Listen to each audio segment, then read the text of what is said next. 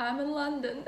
Hi everyone and welcome to my channel. If you are new here, my name is Dinara and I go to university that's called Minerva, where we move to a new country every semester. Welcome to my kitchen. I'm currently in London and this is where I'm gonna be for the next few months. If you've been subscribed for a while, you guys know that whenever I move somewhere, I usually share my first impressions and how I've settled in the city. And so this is what I want to do today as well. I arrived in London a month ago, but because of quarantine, I had to stay inside for the first 2 weeks, and I've been exploring for the last 2. I know a lot of you guys are from the UK, so I thought it might be extra interesting for you to see your country from my perspective, and hopefully you guys can share the insights on the things that I mentioned as well. First thing that I just have to address is the weather. I was quite shocked when I just arrived here in early September because it was so hot outside. It was sunny every single day. We have a terrace in our apartment, so I would sunbathe in the UK. When I actually got to explore, my shoulders got sunburned when I was walking around the city, which didn't happen in Rio de Janeiro, it did not happen in Argentina, but in London it did, which was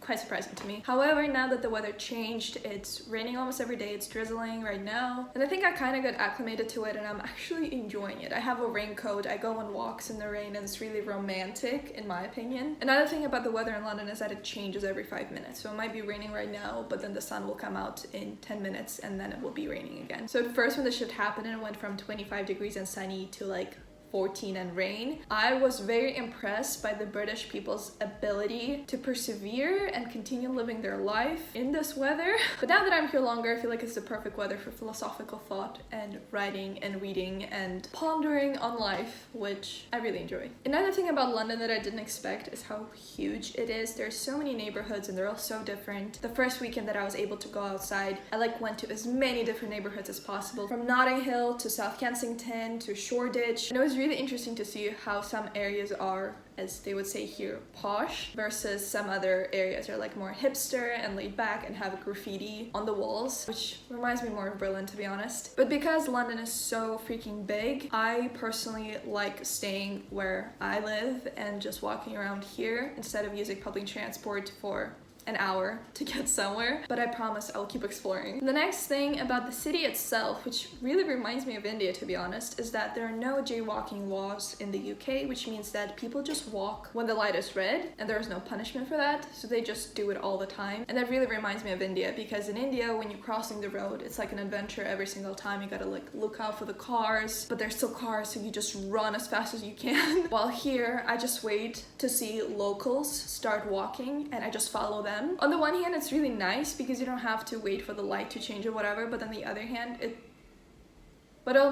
it's also very scary because everybody walks on the red, but then I know that when I walk on the red, the car still might hit me. I was in situations when bikers almost hit me, and I got scared to death because I didn't see a police car that was going my way. But overall, I think it just takes some time to get used to it, just like I did in India. Something I absolutely love about the UK is the way people address you. They will call you love, and they will call you darling, and from what I've heard in the north, people also call others duck as like an endearing form. I cannot tell you how wonderful I felt when I went to the post office to pick something up, and the man that was handling things, he just kept calling me love. That was beautiful, and when I left the post office, I felt loved. So I just really appreciate how people here call each other very endearing names, and it's not weird at all, it's just polite. Another thing I really appreciate about London is how international it is. It's international to the point that I hear foreign languages around me, but I cannot detect them. I have no idea where the people that are speaking are from, and I think that's amazing, because when I lived in Berlin, I could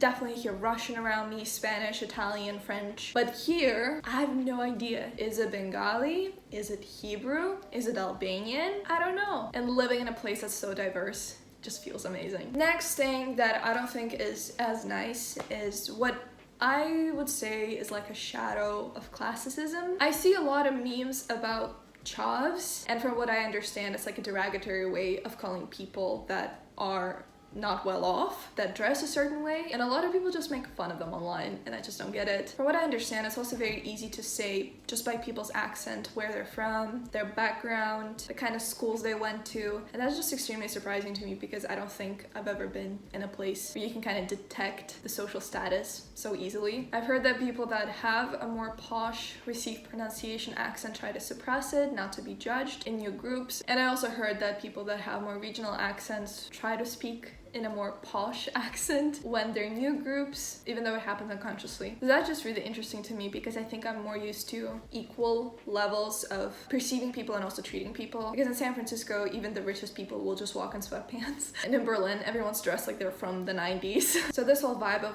class divide, even though it's not out there in your face, it's still present and it feels a little weird. Next thing that I need you guys to explain to me is the fact that most guys here have the same haircut. I mean, I think it's cute, but it's just surprising to me that it's the same, and I have never seen it anywhere else apart from the UK. I will include a picture here so you understand what I'm talking about, but it's kind of like shaved on the sides and all the hair is in front. Is it recent fashion, or is it just like a very popular haircut in general here? I just think it makes it so easy to spot British boys. Next thing I will say is that out of all countries I've visited and lived in, British money is the most beautiful one. I don't get it. It's like holographic, it's kind of see-through. The colors are so vibrant, like the purple. Oh. And the Queen obviously looks beautiful in all of them. The only concern I have is that the coins, there's so many coins. And instead of putting the number of how much the coin is worth, like 10 or 5 with like big numbers like they do in Russia, here it's like the image of the Queen. So whenever I go grocery shopping, the cashier has to like spend a few minutes with me trying to figure out what coins I need to give them, which leads me to the next point about the UK, which is that people are so extremely helpful. I didn't expect it because London is just such a big city where I would assume everyone's like very individualistic and doesn't want to be bothered or bother other people. But I'll just give you a couple examples of why I think they're super helpful and polite here. Whenever I go grocery shopping, the worker of the grocery store will always help me somehow, either with finding the cart or like putting the coin in the cart so I can get it out. Another example, I was in a park that was closing, so somebody came up to me and told me that I have to leave, unfortunately. So I left the park and I was sitting in front of the entrance on my phone because I was reading something for like 5 minutes. And then the man who told me that the park had been closing came up to me and he asked me if I don't know where to go, if I'm lost. And he was like, oh, you know, there's that park nearby. It's open till 10. You can go there. It's like right there that way. And I didn't go to that park because I didn't want to, but it was just so nice of him to consider me. You know what I mean? Maybe I'm exaggerating this, but because I have such low expectations of people being considerate of each other, this came as a pleasant surprise. The last thing I'm gonna mention in this video is the British banter. The way people communicate is very fun. For example, I was at the coffee shop and I asked the person next to me to watch over my laptop, and instead of just saying, yeah, sure, no problem, as 100% of people usually say, he said, I don't run fast, but I will try my best.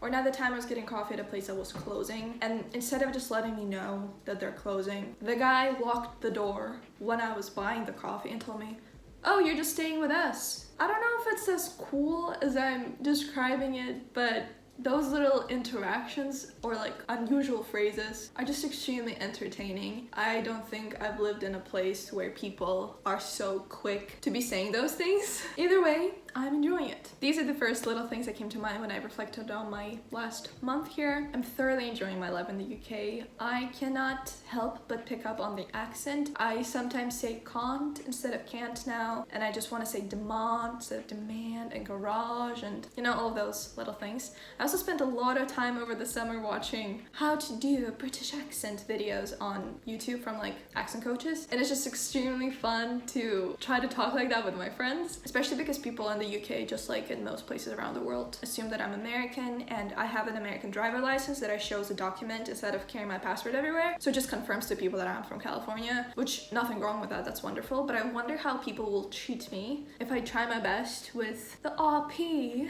especially because I spend hours and hours watching BBC mini-series on like Pride and Prejudice and North and South and Jane Eyre. So if I start pretending to be British, I'm afraid I'll sound like I come from the 19th century, and I don't want to be pretentious. But I think it'd be such a fun video for me to film, to like talk with a British accent all day and see how it changes anything. I also want to do an apartment tour because, I love this apartment so much. It might be the best apartment. I think it is the best apartment I've ever lived in at Minerva. One of the reasons why. We have an actual washing machine here, which means that we don't have to pay €2 for every load, which is just brilliant. I also really want to travel to other cities in the UK, so if you don't already, make sure to follow me on Instagram because I post there every single day, put a lot of updates. I do meetups and I connect with people through Instagram, which I don't usually do on YouTube because it's like there are no direct messages here. So follow me on Instagram not to miss out, and maybe we'll meet in one of the cities in the UK, which would be absolutely lovely. Thank you guys so much for watching this video. I'm extremely grateful that I get to spend this semester in London. I don't know how often I'll be able to make videos for this channel this semester because of academics and stuff like that, but I will make one video every month that I'll be posting on my Patreon because I just created it. So if you want to check it out, it's gonna be a link in the description. I love you all so much. I hope that you're having a grateful, wonderful time wherever you are, whatever you're doing, and I will see you very soon on Instagram or here or in person. Who knows?